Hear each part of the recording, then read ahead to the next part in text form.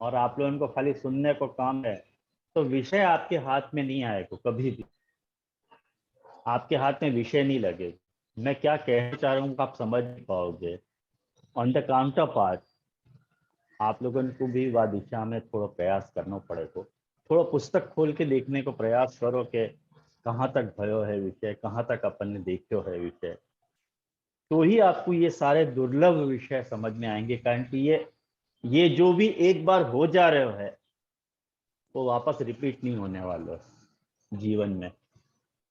तो मेरी आप सबन से ये विनती है कि एक बार वीक में या 15 दिन को समय आपको मिला है। इनफैक्ट आपकी बार तो खैर अगले शुक्रवार को भी है, अगले गुरुवार को भी है, लेकिन कभी ऐसा नहीं होवे कि रिपीटेडली लेक्चर्स नहीं होवे, क्लास नहीं होवे तो विषय हाथ से निकल जाए।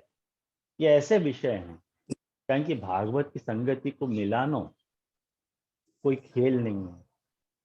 और बहुत एक अच्छो गीत हतो कि साथी हाथ बढ़ाना, एक अकेला थक जाएगा मिलके बोझ उठाना। तो मैं आप लोगों को भी साथ में विनती कर रहा हूँ कि मिलकर मेरे साथ भी आप थोड़ा बोझ उठाओगे पढ़ने को तो विषय आपके हाथ लगेगा।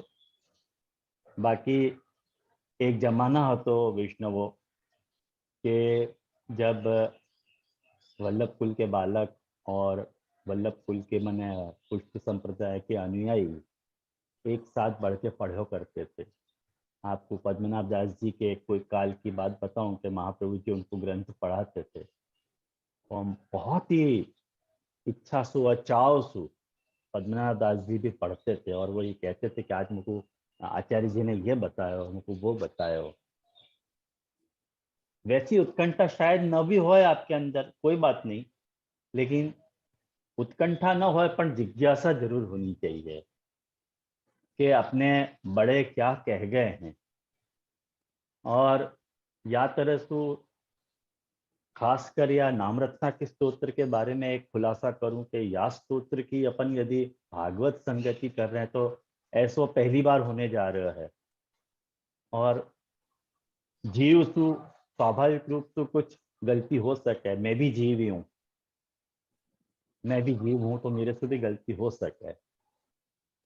तो वो एक गलती को स्वीकार करते हुए मैं आज की बात शुरू करना चाह रहा हूँ।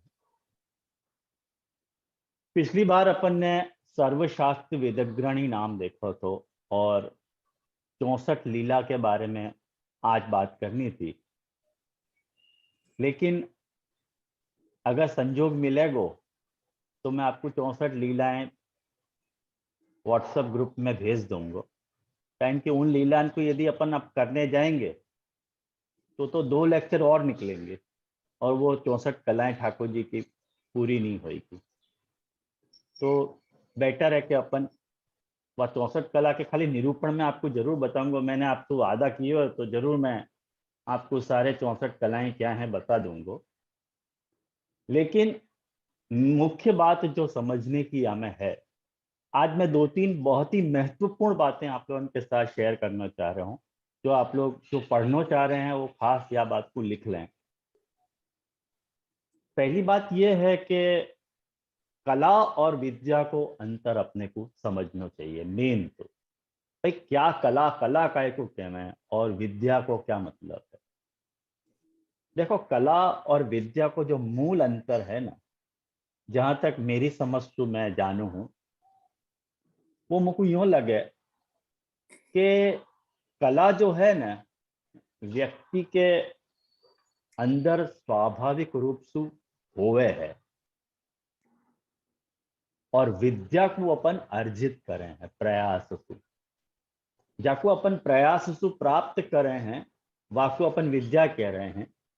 और जो अपने अंदर स्वाभाविक रूप से है वाको अपन कला कह रहे हैं। कारण कि कोई को कलन, कोई को आकलन, कोई के बारे में अनुमान लगानो कैसे अपन लगा पाएंगे।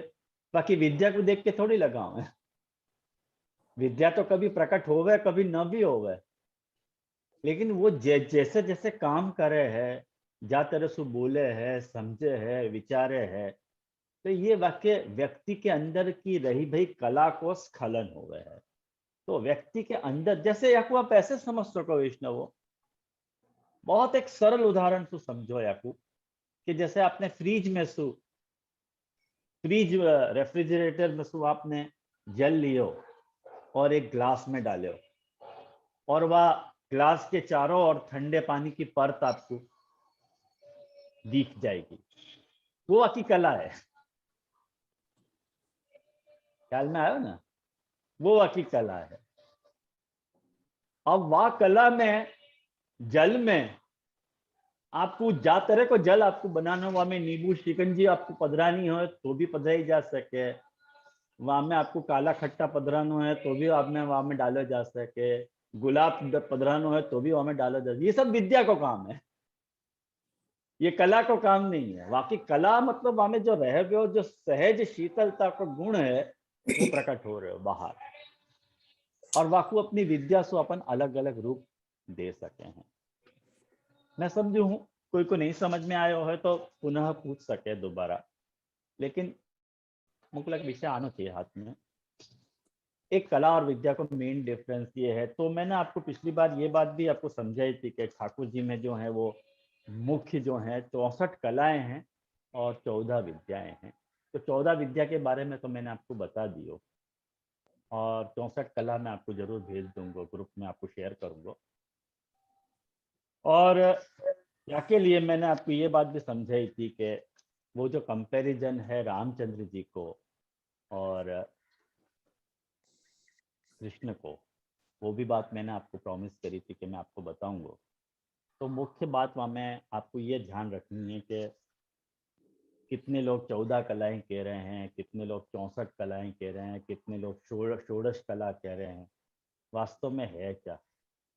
देखो कला तो षोडश हुए है, 16 कलाएं हैं, लेकिन उन 16 कला के द्विगुणित होने से, उनके चतुर्गुणित होने से वो 64 हो जाए हैं।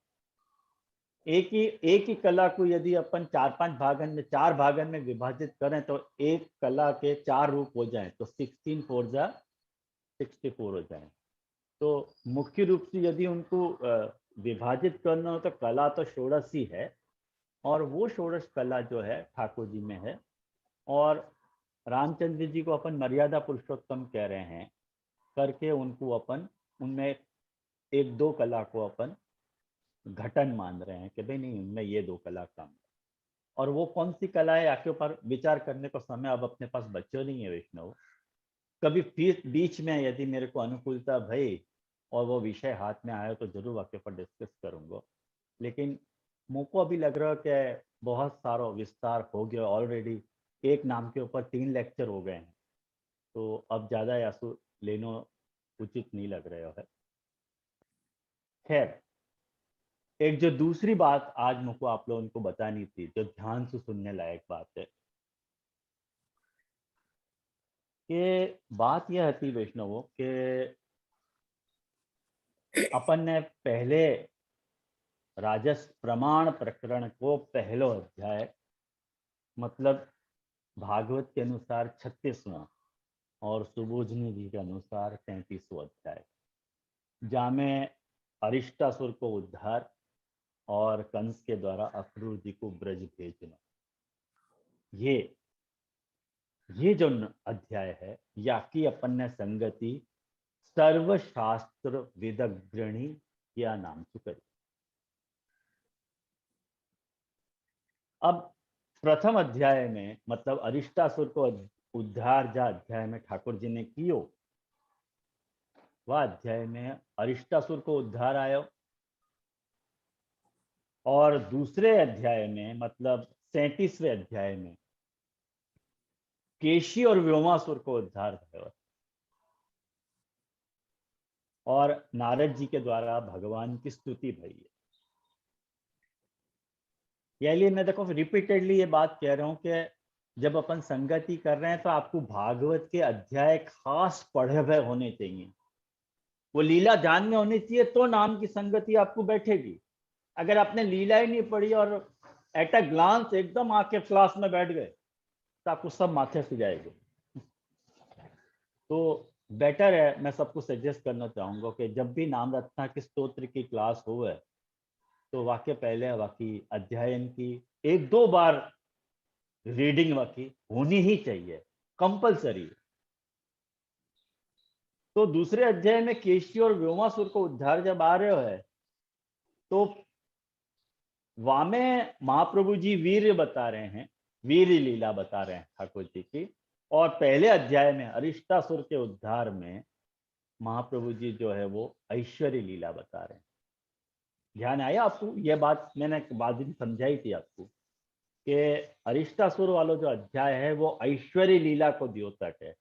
हमेशा महाप्रभु जी की पॉलिसी रही है कि जब भी 7 अध्याय महाप्रभु जी के सामने आ रहे हैं तब महाप्रभु जी जो है वो एक एक अध्याय को भगवत स्वरूप में, भगवत स्वरूप और भगवत लीला में वो विभाजन कर दे रहे हैं। कहें कि भगवान जो है वो षड्गुणात्मक है, ऐश्वर्य, वीर, यश, श्री, ज्ञान और वैराग्य। और जामे ये गुण विराज रहे हैं वो अपन धर्मी कह रहे हैं। तो हमेशा 6 और 1 7, धर्म और धर्मी मिला के 7 हो रहे हैं, षड धर्म और 1 धर्मी करके महाप्रभु जी के सामने जब भी 7 अध्याय आ रहे हैं कोई भी प्रकरण के, वाकु महाप्रभु जी इन 7 लीला में और 1 धर्मी में विभाजित कर दे रहे हैं, षड धर्म और 1 धर्मी में। तो तदंतर्गत वह न्याय से देखें अपन, वह तरह से सोचें तो महाप्रभु जी ने पहले अध्याय में पहले अध्याय की संगति ऐश्वर्य लीला से करी है। अब ये जो ऐश्वर्य लीला ठाकुर जी की चल रही है वो तामस प्रकरण वाली नहीं है। ये बात अपने को देखो दूसरे पॉइंट पे ध्यान रखनी है। अब राजस प्रकरण शुरू हो गया। तो राजस स्वभाव के अनुरूप ऐश्वर्य को क्या स्वरूप है, that is to be calculated. वो अपने को कैलकुलेशन में रखना चाहिए कि भाई सारी जो सारो ठाकुर जी को विचार आएगा या राजस प्रकरण में, वो तामस स्वरूप को ध्यान में रख के नहीं सोचना है, वो अब ठाकुर जी के राजस स्वरूप को ध्यान में रख के सोचना। जब तक आप ये प्रभु के स्वरूप को ध्यान में नहीं रखोगे तो राजस प्रकरण समझ में नहीं आएगा। और जिनको राजस प्रकरण क्या है ये समझ में नहीं आ रहे है तो पिछले 2 लेक्चर वो सुन लें शांति से, जब मैंने एट लेंथ राजस के बारे में, राजस स्वभाव के बारे में ये बात एट लेंथ डिस्कस करी है कि कैसे प्रभु को राजस स्वरूप क्या है, राजस प्रमाण क्या है, राजस प्रमेय क्या है, राजस साधन क्या है और राजस फल क्या है। तो हर एक प्रकरण के 7-7 अध्याय हैं, तो 7 4 28, 28 अध्याय या राजस प्रकरण के हैं जो चतुर्भिश्च, चतुर्भिश्च और चतुर्भिश्च, ये तीसरो चतुर्भी के तीसरे प्रकरण के 28 अध्याय अब आ रहे हैं राजस प्रकरण में। और एक बात और मैं कहना चाहूंगा कि भले आप लेक्चर के दौरान बोल नहीं सको लेकिन रिएक्शंस आपको जरूर देना चाहिए।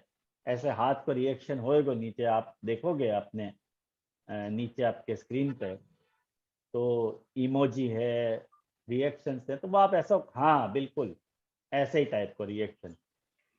तो आप लोग क्या कि लाइव कम्युनिकेशन रहेगा ये, नहीं तो क्या है कि एक अकेलो बोलते जा रहे हो, वो आप लोग सुन रहे हो कि नहीं, समझ में आ रहे हो कि नहीं, सब बातें बम पर जाएगी। और सबसे मेरी विनती है कि अपने अपने जो है ना वीडियोस को जो है ऑन करना चाहिए एक्चुअली, नहीं तो क्या है कि वो सब लैक ऑफ कम्युनिकेशन हो जाए, ऐसा लगे मैं हवा में बोल रहा हूँ कोई।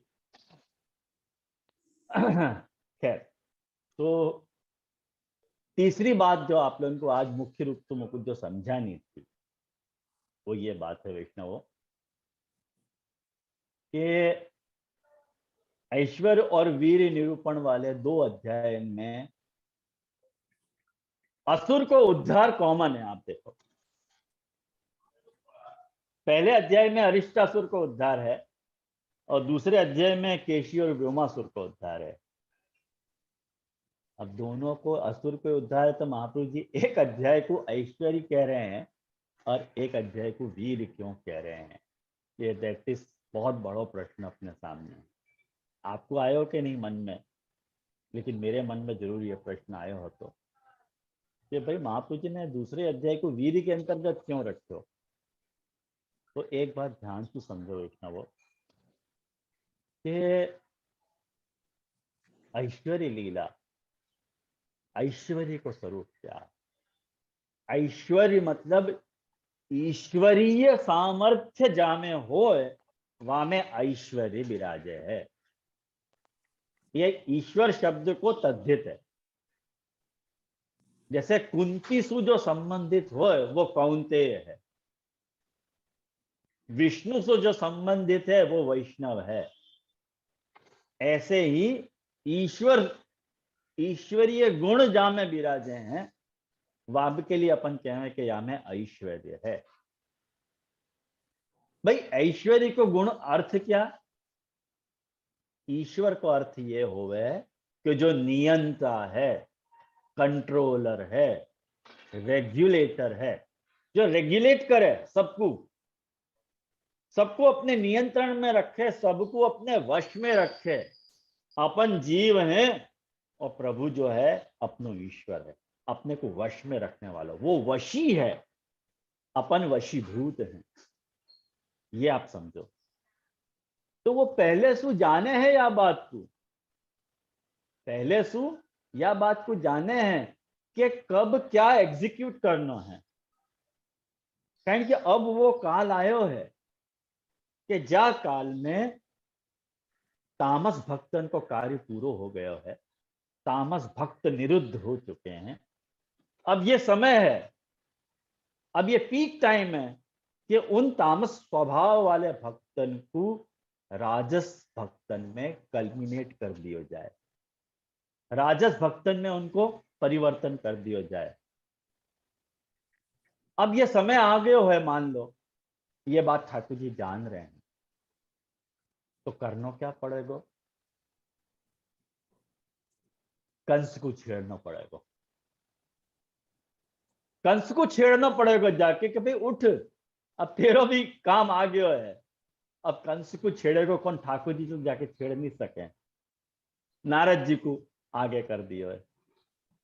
और नारद जी जा करके कंस के कान भर दे रहे हैं, और कंस के कान भर के नारद जी उनको कह दे रहे हैं कि भाई तेने इतने सारे असुर भेजे ब्रज में, क्या भयो, क्या तेने उखाड़ लियो, ब्रज को तो बाल भी बांका नहीं भयो, तेने गोवर्धन पर्वत ठाकुर जी ने उठा लियो, वो भी छोटी उंगली पे, तू कुछ कर पायो।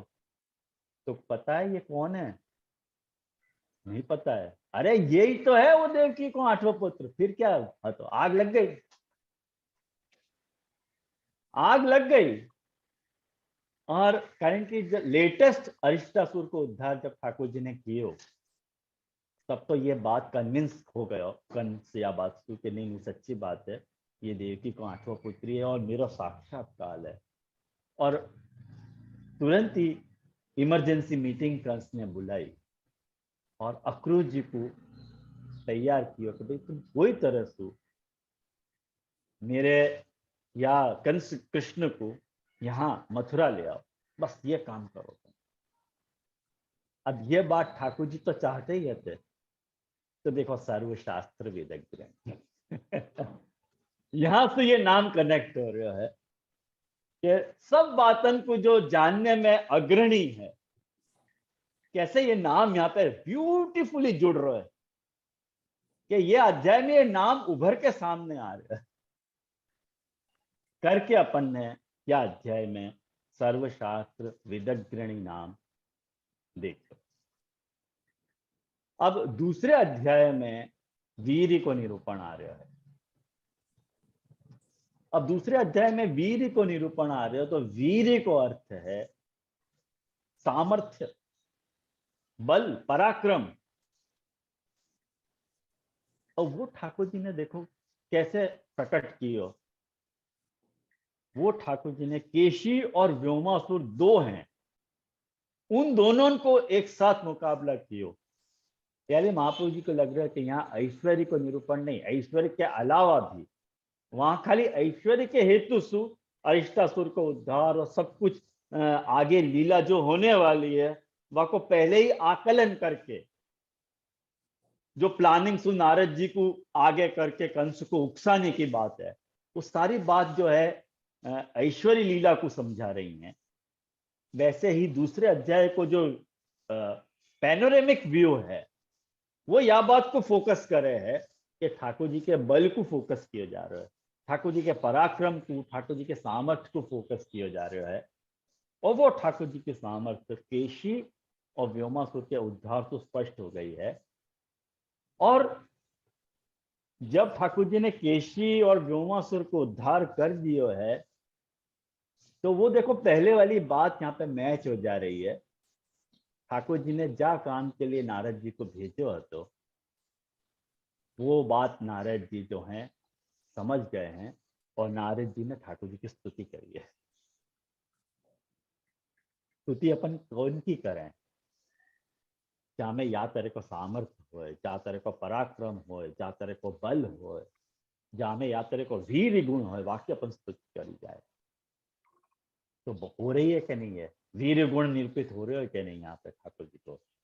और या के सामने जो ऑपोजिट जो नाम आ रहा है, वो कर्म जाड्य भी दुष्टांशु आ रहा है। आप भागवत के ये अध्याय को, वीर निरूपण वाले अध्याय को पढ़ोगे, 33वां अध्याय, जहाँ में केशी और व्योमासुर के उद्धार ठाकुर जी ने किया है, तो वहां में ठाकुर जी में देखो आप ऐसी सामर्थ्य का वर्णन करो कि वाको जो मुंह है, तो वाके अंदर ठाकुर जी ने हाथ डाल के वाके प्राण पखेर उड़ा है। तो एग्जैक्टली एकदम रेप्लिका है वीर गुण को। पहले महाप्रभु जी यह बात के लिए कन्विंस हो गए कि नहीं, हमें वीर है, हमें ऐश्वर्य नहीं है। इट्स माई इंटरप्रिटेशन, ये मेरी दृष्टि है।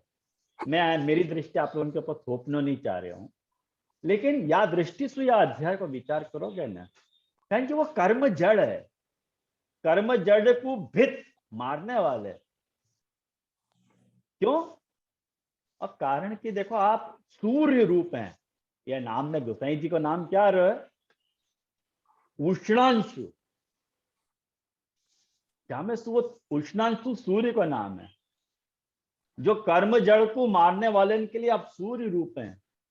कंस कर्म जड़ है, केशी कर्म जड़ है, व्योमासुर कर्म जड़ है। वाको ठाकुर जी को मूल से उखाड़ना है। पहले वाक्य द्वारा भेजे गए जो भी प्यादाएं हैं, उनको सब करते जा रहे हैं ठाकुर जी के। भाई आ सामने, कब तक छुपेगो, आजा सामने, तू जो भी भेजेगो, तू डाल डाल तो मैं पात पात, आजा मैदान में। आखिर वो कब तक सहन कर, तो बुला ही लियो असुर जी को भेज के। तो देखो कर्म जाड्य भी दुष्टांशु या अध्याय में एकदम स्फुटित हो रहा है। ये दूसरी बात आती जो मुझको आप लोगों को कहनी आती। एक तीसरी बात और आज मुझको कहनी है आप लोगों को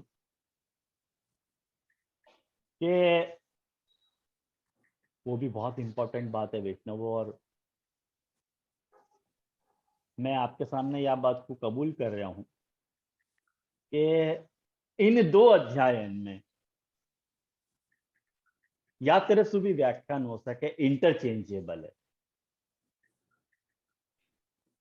आप जो है कर्म जाड्य भी दुष्णांशु को जो है वो ऐश्वर्य में डाल सको, और सर्वशास्त्र विदग्रणी को वीर्य में डाल सको, ऐसे भी कर सको। मतलब अभी अपन ने ऐश्वर्य वीर्य देखे ना, सर्वशास्त्र विदग्रणी में ऐश्वर्य लीला और कर्म जाड्य भी दुष्णांशु में वीर लीला, या को इंटरचेंज कर दो। पहले दूसरे वाले को पहले के स्थान पे कर दो और पहले वाले को दूसरे के स्थान पे कर दो, तो क्या हो जाएगा? ऐश्वर्य को निरूपण कर्म जाड्य भी दुष्णांशु में आ रहा है और वीर को निरूपण सर्वशास्त्र विदग्रणी में आ रहा है। अब भाई क्यों कर रहे हो ऐसा? क्या फितूर है? नहीं, आपको ये शंका होगी कि बाबा को कोई धंधा नहीं है या तरह से व्याख्यान करते फिर। अरे भाई, लेकिन मैं क्या करूं? महाप्रभु जी या तरह से अर्थ कर रहे हैं, तो मैं क्या करूं? महाप्रभु जी ने राजस प्रकरण को शुरू करते समय नारद जी के दो स्वरूप बताए। कौन से दो स्वरूप? एक कर्म मार्गीय स्वरूप और एक ज्ञान मार्गीय। कर्म मार्गीय स्वरूप महाप्रभु जी कह रहे हैं कि 33वें अध्याय में आ रहे हैं,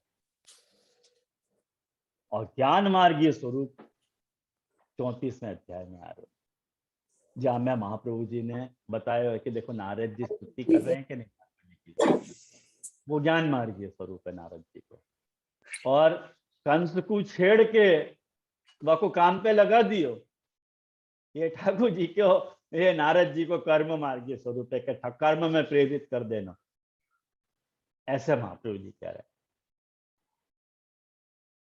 लेकिन जा बखत मैंने व्याख्यान कियो तो पिछली बार वो बिल्कुल या को रिवर्स कियो तो विष्णु व्याख्यान हो सके नहीं हो सके ऐसी बात नहीं, तो मनुष्य के भाव की बात है कि वो कौन से अध्याय में कौन सी लीला को देखने की इच्छा रख रहे हैं।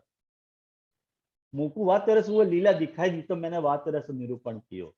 लेकिन यदि आप लोगों को उन अध्ययन की लीला या तरह से समझ में आ रही है तो ऐसे भी आप सोच सको, कोई बात नहीं, ऐसे भी हो सकता है आपसे। कारण कि यही तो राजस्था है, कोई एक बात पे टिके नहीं रहना। जो चंचलता जो है ना, वो देखो राजस्था को खास मुख्य गुण है। राजस्था को मूल स्वभाव है चंचलता। या लिए ठाकुर जी ने, मैंने आपको ये बताई थी कि ठाकुर जी ने अपने राजस्व स्वरूप के परिज्ञापन के लिए, माने राजस्व स्वरूप को समझाने के लिए कि पहचानो मेरा राजस्व स्वरूप ये है, तो कौन से 7 लोगों को ठाकुर जी ने चुनो है अपने राजस्व स्वरूप को समझाने के लिए, वो मैंने आपको बताया तो पिछली बार।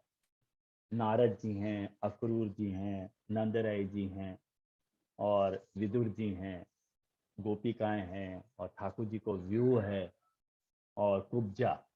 ये 7 पार्टी ऐसी हैं कि जिन 7 लोगों को महाप्रभु जी कह रहे हैं कि ठाकुर जी ने चुनो है, इनके सामने अपना राजस्व प्रमाण वालों स्वरूप प्रेजेंट किया है कि अब तक तुम मुझको खाली एज अ प्रेमी जानते थे, एज अ सुहृद जानते थे, अब मेरे यह स्वरूप को भी चखो। तुम समझो कि मैं कुछ नहीं कर सकूं, लेकिन तुम जो मुझको समझ रहे थे वो मैं नहीं हूं। तो भी नवे, हमारे गुजराती या मराठी में यहाँ पे कहा जाए तो मी नवेच, वो मैं नहीं हूं, मैं कुछ और हूं जो तुम्हारी कल्पना से अतीत है, तुम मुझको कभी समझ नहीं पाओगे। ये ठाकुर जी कहना चाह रहे हैं करके अपना रूप परिवर्तन करके ठाकुर जी ने अपना राजस्व स्वरूप बताया हुआ है। अब बेचारे वो जो तामस भक्त हैं उनको अब राजस बनाने हैं ना, तो उनकी जो मानसिक अवस्था है उनको भी द्विदलात्मक ठाकुर जी ने कर दिया, तो वो भी कंफ्यूज है। अरे ठाकुर जी को स्वरूप वास्तव में क्या है, ये है कि वो है, पता नहीं। यही राजस्व, that is the beauty of राजस प्रकरण। जो ब्यूटी राजस प्रकरण की रही भई है वैष्णव, वो या में रही भई है। कभी भागवत के अध्ययन को नाम रत्ना के स्तोत्र के इन नामन के साथ देखने को प्रयास करोगे ना वैष्णव, तो आपको एक सौंदर्य अलग ही प्रकट होएगा। आपको वो अध्याय आपसे बात करेंगे कि अच्छा हाँ, महाप्रभु जी जो बता रहे हैं ना, वास्तव में यहाँ ऐश्वर्य लीला प्रकट भई है, यहाँ वीर लीला प्रकट भई है। अरे बिल्कुल वही बात ख्याल में आयो आप लोगों को।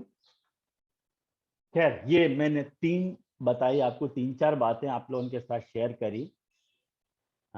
आज अपन नए नाम पे स्विच ओवर हो रहे हैं,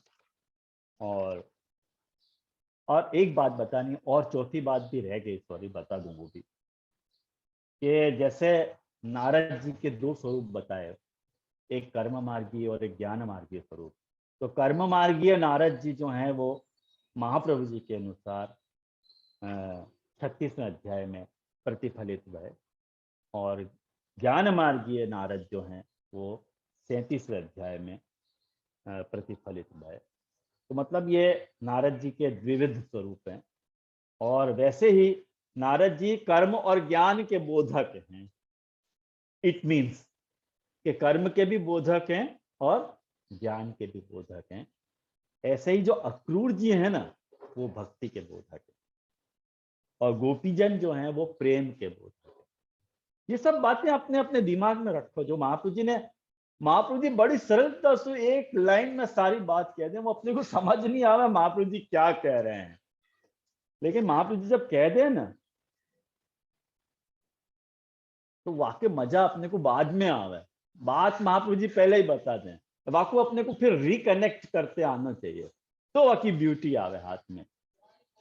एक पांचवी बात और वैष्णव बताऊं आपको मैं, जो खास अपने को समझनी है यहाँ में, वो ये है कि बहुत सारे वैष्णव के मुझको मैसेज आए थे कि ये खाली 28 अध्याय क्यों हैं, 28 क्यों सिलेक्ट किए। हर प्रकरण के मतलब चतुर्भुज जो तामस प्रकरण शुरू हुए वह के 28, राजस प्रकरण के 28, ये 28 को क्या चक्कर है। तो एक बात समझो, 28 अध्याय होने को कारण ये है कि तत्वन की संख्या 28 है। तत्व कितने हैं? 28 हैं, तो 28 अध्याय हैं। और जो तामस भक्त हैं, तामस भक्त ने उन तत्वन को उल्लंघन किया, मतलब वह गुणातीत को पाया। अपन ने महाराज के प्रकरण में यह बात देखी थी कि उन्हें गुणातीत स्वरूप को प्राप्त की हुए ठाकुर जी के। या लिए तामस प्रकरण जो है वो उनको अपन क्या तरह से गुणातीत स्वरूप को प्राप्त करने वाले कह रहे हैं, या लिए या उल्लंघन के कारण ही वाकु तामस प्रकरण कहा हो गया है। अब तामस के बाद जो है राजस आ रहे हो है, और राजस में भी या तरह को भाव अपने को सोचना चाहिए कि उन राजसन को अब राजस में सात्विक बनाया जाएगा, उनको सात्विक में कल्मिनेट हो जाएगा। तो कैसे वो तामस टू जो राजस टू जो सात्विक बनने की जो प्रक्रिया है, वो जो जर्नी है, वो जो यात्रा है उनके राजस भाव से सात्विक भाव में परिवर्तित होने की, वो जो ब्यूटी है, वो जो सौंदर्य है, वो 28 अध्याय में आएगा। और वाकु महाप्रभु जी कह रहे हैं कि अपन 4 प्रकरण में देखेंगे कि राजस प्रमाण कैसे हो है और राजस प्रमेय कैसे हो, प्रमेय कैसी कैसी लीला करे। प्रमेय मतलब खुद ठाकुर जी, और प्रमाण मतलब जासु व प्रमेय को जानो जा सके। कौन जान रहे हो? जिनको ठाकुर जी ने अपने प्रमाण स्वरूप को जानने को साधन बनाए हुए, वो 7 जन है, याद रखियो, कंफ्यूज मत होइयो। और प्रमेय कौन सो? खुद ठाकुर जी को राजस प्रमेय स्वरूप, वो भी 7 तरह से। ऐश्वर्य के माध्यम से प्रमेय, वीर के माध्यम से प्रमेय, यश के माध्यम से प्रमेय, श्री ज्ञान वैराग्य और धर्मी स्वरूप के माध्यम से प्रमेय स्वरूप, राजस प्रमेय। बस या तरह के ये योजना ध्यान में रखोगे ना, तो सुबोधिनी जी और भागवत एकदम हैंड्स एंड ग्लव्स की तरह आपके साथ में दिमाग में चलेंगे, फिर कभी कंफ्यूजन ही नहीं आएगा। बहुत सरल तरीका है। इतनी मेहनत करी है महाप्रभु जी ने सुबोध नीति लिखने में, आपको अपन कछु तो फायदा उठाओ, लेकिन वो श्रम साध्य है, परिश्रम साध्य है। वो ऐसा नहीं कि एक लेक्चर सुनने से अपन सब मेरे को सब आ रहा है, ऐसे नहीं होगा। बाकी लिए आपको मेहनत करनी पड़ेगी, थोड़ा प्रयास करना पड़ेगा, तब ये विषय आप लोगों के हाथ में आएंगे। आया ना ख्याल में? तो ये बात आप लोगों को जो है वो भूलनी नहीं है ये बात। खैर, आज अपन जो है वो सर्वशास्त्र विदग्रणी हो गया और कर्म जाड्य दुष्णांशु ये नाम देख रहे हैं। कर्म जाड्य दुष्णांशु,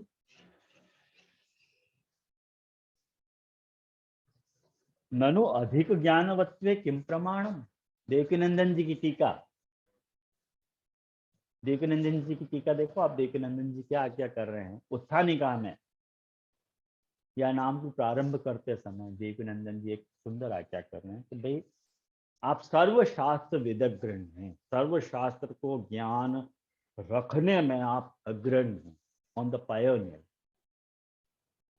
भाई किन प्रमाण, प्रमाण क्या है? आपको अधिक ज्ञान है, एक मालूम कैसे पड़ी ये बात? तो नामांतर आ रहा है कर्म जाड्य पे दुखता है।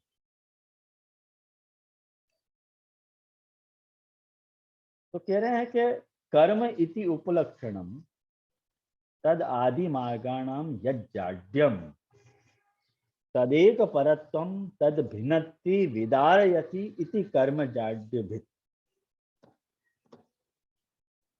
देखो बड़ी मजेदार बात बता रहे हैं देवकीनंदन जी कि कर्म तो उपलक्षण है। उपलक्षण समझो आप लोग क्या हो गए?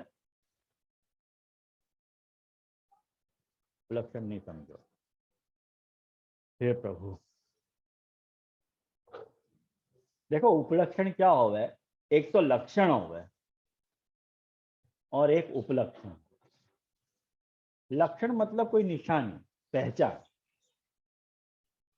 उपलक्षण वाको क्या है? जैसे एक बात बताऊं मैं आपको कि जैसे अपन को कोई के बारे में कोई बात कहनी है, जैसे एक आपके सरल उदाहरण, सीधो साधो गुजराती को उदाहरण आप लोग समझो ना, सीधी सादी गुजराती में बात करूं तो વધારે સરસ कि आपने આગાસીમાં વડી સૂકવેલી હોય, વડી ખબર છે ને, વડી બનાવી હોય એને આગાસીમાં તમે સૂકવા માટે રાખેલી હોય અને તેને ચાલનીથી ઢાંકી દીધી, તો શા માટે આપણે ચાળણી ઢાંકીએ છીએ? એમ કહેવામાં આવે છે કે ભાઈ કોઈ જીનાવર એમાં ન આવી જાય એટલા માટે। तो कोई एक जिनावर के बाद कौवा सुरक्षा करने के लिए अपन कहते हैं। कोई पूछे तो अपने से क्या कि भाई कौवा सुरक्षा करने के लिए वो जाली ढाक के रखी है, चालनी ढाक के नहीं मुके। तो कौवा सुरक्षा करने के लिए चिड़िया सु नहीं और कोई पक्षी सु नहीं? अरे भाई कौवा तो उपलक्षण है, सारी बात आ गई वहां। आई समझ में? वो उपलक्षण सु कह दियो कि भाई कौवा सुरक्षा करने के लिए रखी है, बाकी और भी पक्षी आ गए वहां में, सबको नाम नहीं लेना है, खाली कौवा को नाम लिए ताकि तुमको आइडिया आ जाए कि बाकी सबको भी इंक्लूड कर लो। जैसे जा बखत आपने को ठाकुर जी को अपन सत कह रहे हैं, आप वास्तव में विशुद्ध घन सत स्वरूप हैं, तो आप चित्त और आनंद आ ही गए। जैसे महाप्रभु जी को नाम आवे सद्रूपो हितकृत सताम, सद्रूप है आप, मतलब आप सच्चिद आनंद है, तो सब सच्चिद आनंद रूप क्यों नहीं कही, खाली सदरूप क्यों कही? अरे भाई सद उनको उपलक्षण से कही है, बाकी चित आनंद समझ जाने के, वो कहो नहीं जाएगा लेकिन समझ जाने के। ऐसे ही यहाँ पे जो महाप्रभु ठाकुर गोसाई जी के लिए कर्म जाड्य कहे जा रहे है कि भाई कर्म तो उपलक्षण है, वाके अलावा भी कर्म आदि, वाके अलावा जितने भी मार्ग हैं, मैंने कर्म है, उपासना है, पूजा है, ये जितने भी मार्ग हैं, उन सारे मार्गन में रही भाई जो जड़ता है, जड़ता मतलब हम यही करेंगे या के अलावा कुछ करेंगे ही नहीं, या को क्या मैं जड़ता मने तजाड्यम मतलब देवकीनंदन जी बता रहे हैं तदेक परत्वम। जैसे कितने लोग हो ना, जैसे अब कितने लोग मर जाती हैं तो उनको मर्जादी दिखे, मर्जाद के अलावा कोई दिखे ही नहीं, चाहे कुछ भी हो जाए, ठाकुर जी को परिश्रम भी होता है तो मर्जाद नहीं छोड़ेंगे। अरे भाई सेवा चाय के लिए तुम कर रहे, तुम्हारी मर्जा नहीं, नहीं ऐसा कर ही नहीं सके, वो जड़ता वाको क्या, बी फ्लेक्सिबल, स्टिक होके मत हो जाओ एक काम में। ये मर्जादी साल सब सारे ऐसे ही हैं, माने एक बात को जड़ता से पकड़ लें फिर वो कुछ छोड़े ही नहीं। अरे भाई ठाकुर जी के सुख को प्रश्न है,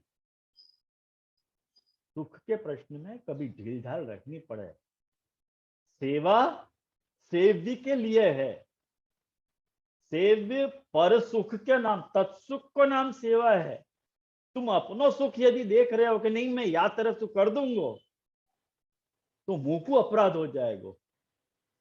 तो तुमने अपनो सुख देखो है, ठाकुर जी को सुख नहीं देखो है।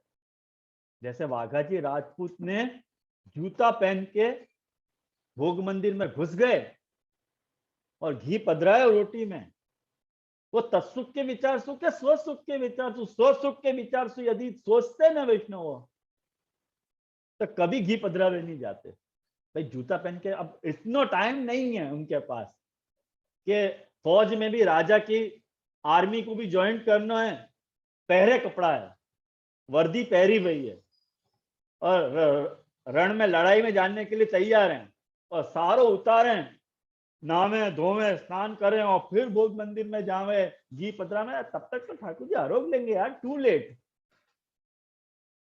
टू लेट, सॉरी तुम्हारी भक्ति फेल हो गई। वाह बखत वो मर्जात को साइड में रखो। आप यो मत समझ लीजिए मैं मर्जात को दुश्मन हूं, ऐसे मत समझ लीजिए।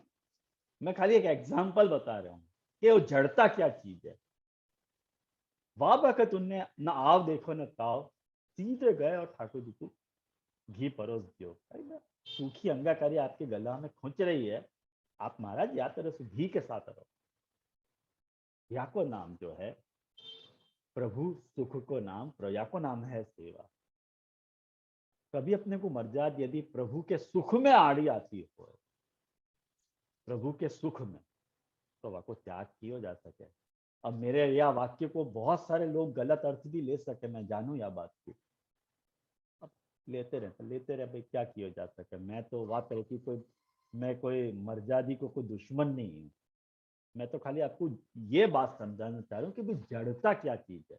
जा बखत जा चीज की रिक्वायरमेंट है, जा चीज की जरूरत है, वह बखत वह चीज को ध्यान दो तो तुम्हारा काम सरल होगा, नहीं होएगा काम सरल। यानी महाप्रभु जी को भी एक नाम है उपासनादि मार्गाति मुग्ध मोह निवारक। ये उपासना आदि मार्गन में जो मुग्ध जीव हैं कि नहीं उपासना मार्ग बढ़िया है भाई, भक्ति मार्ग बराबर नहीं है, अरे उनमें जो उनको मोह है मैं को निवारण करने वाले महाप्रभु जी के नहीं नहीं कुछ नहीं। और ये बात समझाने वाले हैं कि जो है वो कर्म मार्ग जो है वो भक्ति मार्ग को अंग है। वह कर्म मार्ग को अंगी मत मान लो, मुख्य कर्म मार्ग नहीं है, मुख्य भक्ति मार्ग है। वो तुम्हारे भक्ति कर्म जो है वो भक्ति के सपोर्ट में आ रहे हैं तो वो कर्म मार्ग बराबर है। यदि भक्ति के सपोर्ट में नहीं है, तुमको डिस्टर्बेंस क्रिएट कर रहे हो, तो वो ऐसा कर्म मार्ग क्या काम को जो तुम्हारी भक्ति छोड़ा सकते हो। ख्याल में आयो ना। आज अपन लोगन ने आचार विचार के नाम पे इतना हल्ला मचाया है आज पुष्टि मार्ग में कि आज भलभलो वैष्णव जो है, भलभलो वैष्णव के परिवार में जो वैष्णव सेवा के आग्रही होते हैं, उनके घर के बच्चे हैं, आज पुष्टि मार्ग को नफरत करते हो गए। आ मार्ग में तो बहु वांधो है, आमा तो बहु एटले ककड़ाट बहु थाय, आ न अड़ाय त्या न अड़ाय। अरे बात बधी साची छे, प्रसादीना हाथ अंतप्रसादीमां न लगाड़ाय, स्नान संडा जईने स्नान करी लेवाय, रजस्वालाना 4 દિવસનો પાલન પણ કરી લેવાય, સ્નાન કરીને જ રસોઈ બનાવાય। આ બધું આચાર સાચું છે, પણ સમજાવવાની રીત હોય, એક કહેવાની મુજબ એક કહેવાનો તરીકો હોય, ઢંગ હોય। आपको आया ना ख्याल में मैं क्या कहना चाह रहा हूँ। कोई भी बात को जड़ता से यदि पकड़ लोगे तो वो बात कभी अप्लाई नहीं कर पाओगे आप। वो बात यहाँ देवकीनंदन जी समझाना चाह रहे हैं कि यद जाड्यम तदेक परत्वम तद भिन्नति, वाको आप दूर कर रहे हैं। भाई जड़ता से मत लो। अपन कर्म को कैसे ले रहे हैं कि जैसे शास्त्रोक्त कर्म है, ठाकुर जी को पंचामृत स्नान करना भक्ति नहीं है। ठाकुर जी को पंचामृत स्नान कराना भक्ति नहीं है। ठाकुर जी को ठंडे जल से स्नान कराना भक्ति नहीं है। बच्चा को अपन कराएंगे, 2.5 बरस के बच्चा को ठंडे जल से स्नान कराएंगे?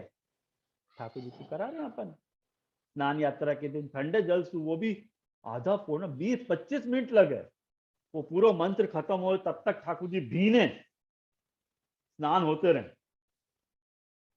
अरे वो कर्म है, लेकिन अपन करा रहे हैं ठाकुर जी। भाई भक्ति को अंग आ रहा, भाई अपन कर्म को साथ में लेके चल रहे हैं। हड़ी मड़ी ने चालिया चरनाट जान निज धाम, नवरंग नागर प्रकटिया मन पूर्वा बहु काम। ये जो कह रहे हैं वो बात, यही बात करते हैं, सबको साथ, कर्म ज्ञान भक्ति उपासना सबको साथ में लेके चलो तो तुम्हारी बात सधेगी। यदि तुम्हारे भक्ति मार्ग में वो सारे मार्ग सहायक हैं, अपने ध्यान नहीं है, अपने आसन नहीं है, अपने योग नहीं है। पद्मनाभ दास जी की बेटी रुक्मिणी 24 बरस सेवा में के बाद बाहर निकली नीचे, जब गोसाई जी पधारे मणिकर्णिका घाट पे, 24 बरस बाद जब गोसाई जी पधारे तब वो नीचे दंडवत करने उतरी। ये योग नहीं है? सेवा में योग साधना सिद्ध हो गई। क्या है ये?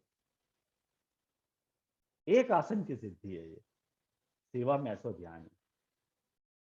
तो अपने सारी बातें हैं, लेकिन वो सारी बातें सेवा के सर्कल के बाहर है। जो इनर सर्कल है वो सेवा का सर्कल है। वो सारी बातें तुम्हारी सेवा में सहायभूत हो रही हैं तो वेल एंड गुड। ये सेवा को मूल मंत्र है वैष्णव, ये सेवा को रहस्य है। यह बात को दिमाग में अच्छी तरह से बैठा लो। तो तद भिन्नति विदारयति इति कर्म जाड्य भित सच उष्णांशुश्च इति स तथा। वाके लिए जो है वाके लिए उनको ये बताया कि सूर्य, उनको सूर्य रूप हो आप, उष्णांशु हो। अब एक बहुत ही मजेदार बात वैष्णव ये बता रहे हैं। समय हो गया आज अपना, आज ये पूरा नहीं हो पाएगा अपना, तो भी ये आप बोलो तो कर लें पूरा अपन, एक 2-3 पंक्ति, ये एक पंक्ति कर लें अपन। कह रहे कि अत्र अयम भाव है। भाई समझानो क्या चाह रहे हो, समझ में नहीं आई। कह रहे हैं कि यद्यपि सूर्योदयातिरिक्त काले अन्यादीनाम अपि शीतादि जाड्य भेदकत्वम अस्ति। अरे भाई जब सूर्योदय हो ना, सूर्योदय के अलावा जितने भी काल हैं, जब रात्रि हो गए तब जो है रात्रि के समय में अग्नि भी जो है ना वो शीत इत्यादि की जड़ता को दूर कर सके है ना। लेकिन यहाँ तो वासु भी अधिक जो है वो सूर्य के बाद, सूर्य के समान आपकी बात बताई है। मैंने आपको सूर्य रूप कहा कि कभी भी जो है वो सारी जड़ता को आप दूर कर सको। जैसे एक बात समझो कि जैसे आजकल जो सोलार सिस्टम आ रहे हैं, सोलार सिस्टम से यदि आपके यहाँ सोलार सिस्टम लगो हुए हो गर्म पानी के लिए, तो दिन में तो गर्म पानी आवे, अंडरस्टूडेबल है, बस समझने आने वाली बात है। लेकिन जब वक्त सूर्यास्त हो गया वहां वक्त भी आपको गर्म पानी अवेलेबल है कि नहीं? वहां वक्त सूर्य का है, लेकिन सूर्य को इतना प्रभाव है कि वो सारा गर्म पानी को वो हमें स्टोर कर सके। वो वक्त भी सूर्य अपने गुण के रूप में काम कर रहे थे। ये जो सूर्य को महत्व है वो यहाँ समझाया जा रहा है। वो यहाँ पे देवकी नंदन कहना चाह रहे हैं कि भाई क्यों रघुनाथ जी जो है गुसाई जी को कर्म जाड्यभित उष्णांशु कह रहे हैं, उनको क्यों सूर्य कह रहे हैं? सूर्य कहने का कारण क्या है, ये बात समझ रहे हैं। तो या में भी और भी 2-4 बातें रह गई हैं, तो उतावल में अपन नहीं करें, यहाँ रखें पर अच्छी बातें हैं। तो बेकार में गाड़ी भगाने से कोई मतलब नहीं है। या वक्त संयोग तो अपन नेक्स्ट गुरुवार को मिल ही रहे हैं, तो नेक्स्ट गुरुवार को अपन या विषय को पूरा करेंगे और फिर नाम पे भागवत से स्विच ओवर होंगे कि केशी और व्योमासुर के उद्धार में या अध्याय की संगति में कर्म जाड्य भी दुश्मन कैसे फिट बैठ रहे हैं। तो आज के लिए खाली इतना है और शेष बातें अपन अगली बार में, और आज तक पत्सु अपन शुरू करें। और कल जो है वो तो बात रहेगी सुबह कीर्तन वाली, और बहुत जो जिन व्यक्तियों ने मुझको भेजा है कीर्तन आरो अवरो गा के, मैं उनको बधाई देना चाहूँ, बहुत सुंदर भेजो है। बस या तरह से प्रयास करने की ज़रूरत है, गिव अप नहीं करना चाहिए कभी भी। बहुत बहुत उन व्यक्तियों उनको बधाई। हाँ, तो आज तक पत्सु आज अपन यहाँ समापन करें। बसंत के दिन चल रहे हैं, होली डांडा शुरू हो गया है, सबन को होली डांडा के उत्सव की बहुत बहुत बधाई और आशीर्वाद। और आज का पद श्री वल्लभ प्रभु करुणा सागर राग बसंत में अपनी यहाँ करने की रीत है, तो वही अपन कर लें। श्री वल्लभ प्रभु करुणा सागर जगत उजागर गाइए, श्री वल्लभ के चरण कमल की बल बल बल बल जाइए,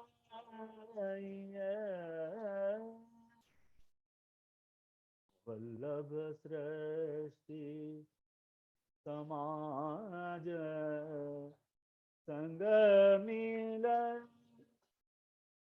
जीवन को फल पाइए,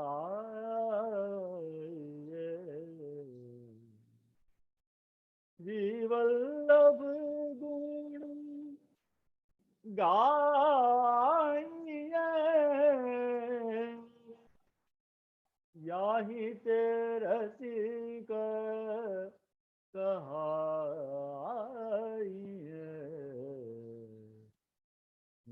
वल्लभ प्रभु करुणा सागर जगत उजागर गाइए।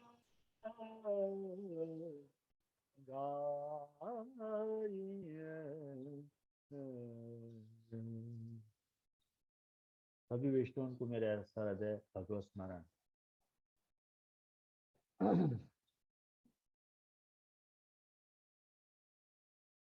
हाँ स्मिता, मैं रजा लूँ? हाँ जय जय। कहीं कहेવાનું છે મારે?